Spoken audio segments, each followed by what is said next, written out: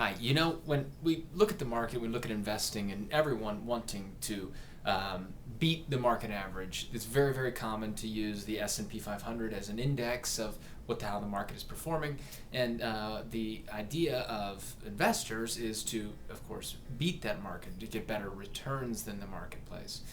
Your 401k advisors are trying to do that, and they're trying to help people do that. The challenge of this whole thing is that the tools that we have available to us are, in that case, just a bunch of mutual fund indexes. And those mutual funds are, of course, managed by professionals, and those professionals are trying to beat the market. So within a 401k, especially the ones which try to provide autonomy to the employees and try to allow some discretionary decision on the employees to choose the balance of their 401k, what we basically wind up doing is trying to pick the best funds, pick the best mutual funds, pick the best index funds, and try to make sure that we're riding those during the correct times. Pick a government index, or pick a stock index, or whatever the case may be, or just pick a straight mutual fund to try to get above average returns. The thing with all this is that first, trying to pick, even as an individual investor, is very, very, very hard. We all succumb to this pressure of, most recently in February or whenever it was earlier this year, this pressure of the fact of, oh gosh, the bottom, I just can't stomach it anymore. I got to switch. Maybe I should get out of the equity-based funds and get into more of the T-bill oriented types of funds, and maybe you wind up making decisions at just the wrong time, and so you wind up losing money. And rather than beating the market, you trade yourself to death, and you let your emotions get the best of you, and you wind up losing money rather than making money. And this is the major problem with investing. This is the major problem with investing. And all the advisors talk about sticking to a plan, trading to a plan. Now, it takes forever to try to learn how to trade to a plan. You can buy courses, $5, $10, $15, $20,000, and then waste your own money trying to adhere to those plans. But the fact of the matter is, it's very, very difficult to control your emotions when you're in charge of those trading decisions, which is why a lot of people just prefer to put the thing off in a mutual fund. And, the thing is, investing in a mutual fund, and as we've seen, so that's the first point, the emotions will get the best of you. So even if you have a 401k which allows you to provide some choice, you're going to wind up, on average, making decisions at just the wrong time out of emotions. The 401k advisors will try to advise you, just stick it through it, just bear through it. But then again, that's not always the best decision either. How long, as you'll see from our previous article, how long does it take to get back from a 30% drop? A 30% drop, it requires a 42% return gain to get back, and to get back just even. So that's a long time to just sit and wait. Especially when the markets, and here's the second point, the markets over the past 5 years have not, as of the last 5 years, they haven't returned anything, zero.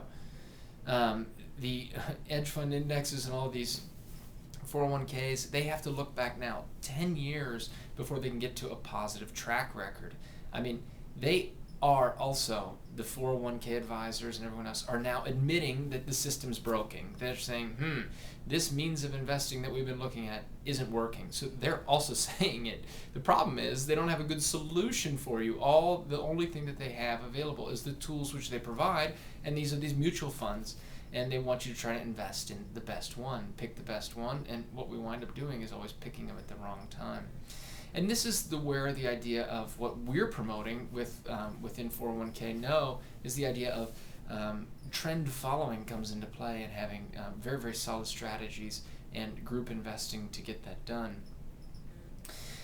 If you're, as you look in this video, if you're going to invest and try to just beat the market is about 8% per year, and you're going to try to maybe on average get a couple few points above that. Let me tell you something. At 10%, even at 15%, you are going nowhere fast in terms of building up your retirement account. You need to make some very, very serious interest. At 15%, if you do that consistently year after year after year, you will start to get somewhere. even 20%, you will start 20%, even better. You will start to make greater progress more quickly. But as we've shown in other areas and in reports, it's much more important the amount that you earn on the money that you're saving rather than the amount of money that you're saving. You can increase your savings. You can increase your savings to the point where, hey, you have no money left over to do anything. You can't go out to dinner. You can't even buy the groceries anymore. You're saving so much money, but a lot, and that will help. Yes, of course. It's insane to say that it wouldn't, but the fact of the matter is, increasing the interest rate has a far greater impact on your ability to grow wealth than it does increasing the amount of money that you're saving. The amount of money that you're saving is a very, very, very slow way to build up and accumulate wealth. And in fact, it takes generations, not one generation, but multiple generations to start to try to get ahead in that. But if you start to earn interest, you can, in a matter of years, decades, not generations, decades, get to start to accumulate some very, very serious wealth. We've shown examples of people who are saving, let's say, 5% of a $100,000 income, if they're saving 5% or $5,000 a year, in earning 9% of it. They start at 40, let's say, and go till 65, and they're earning 10% on that. They will accumulate some wealth. They will accumulate retirement. They'll accumulate, let's say, the numbers show about $366,000. That's not bad. A little over $250,000, more like $500,000. That's pretty good. But the fact of the matter is, when you go into retirement and you stop kicking in and you start taking out, you will burn through that money very, very quickly. Even if you reduce your spending habits and your income needs, which is not something that I care to do when I'm in retirement, you will, even if you do, you will run out of money. The retirement calculators show that you will run out of money. You will die at the estimated age of 85. You will die with a debt of about $200,000.